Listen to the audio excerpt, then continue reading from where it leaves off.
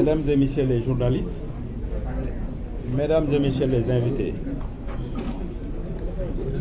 il ressort des résultats provisoires des élections législatives publiés par la Commission nationale de recensement des votes que le peuple souverain a décidé d'instituer un rapport de force très équilibré entre le pouvoir et l'opposition, ce qui est incontestablement une avancée majeure pour notre démocratie.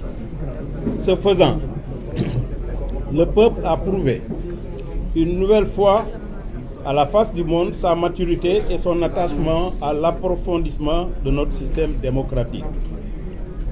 Nous devons en être fiers et respecter ce choix des électeurs qui, souverainement, ont décidé de rééquilibrer les forces politiques en présence. Toutefois,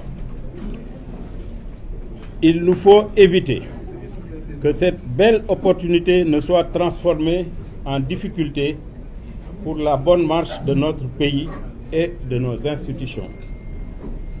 La lecture qu'il convient d'avoir de ces résultats est qu'aucune majorité claire ne se dégage. Il s'agit là d'une situation inédite qui appelle de la part des acteurs politiques que nous sommes une attitude responsable.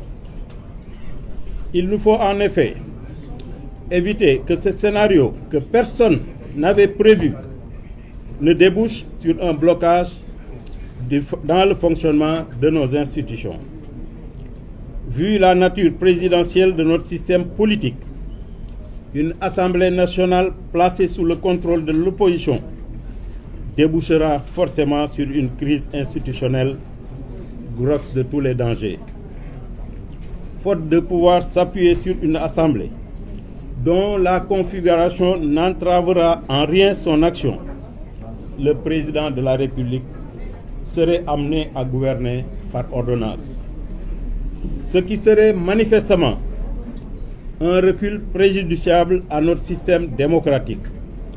Le cas échéant, qu'on le veuille ou non, l'Assemblée nationale se transformera non pas en contre-pouvoir, mais plutôt en un goulot d'étranglement à l'action du président de la République et de son gouvernement.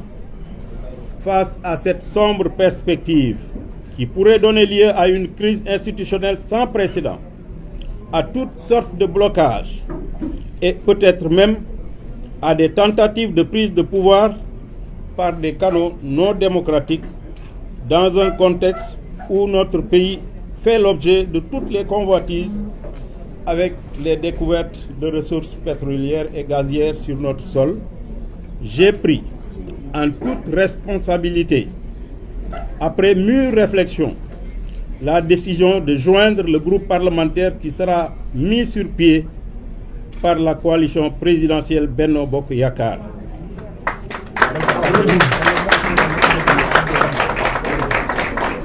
Cette décision que j'ai prise sans discussion aucune avec la coalition au pouvoir et donc sans condition.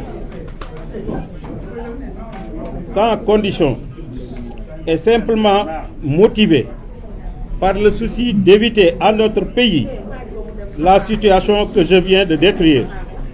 Je pense qu'il était donc de mon devoir, en tant qu'acteur politique attaché à la bonne marche de notre État, ainsi qu'au fonctionnement correct de nos institutions, de prendre une telle décision après en avoir discuté avec mon parti et toutes les composantes de la coalition Bokk Gis Gis Liggéey qui l'ont approuvé.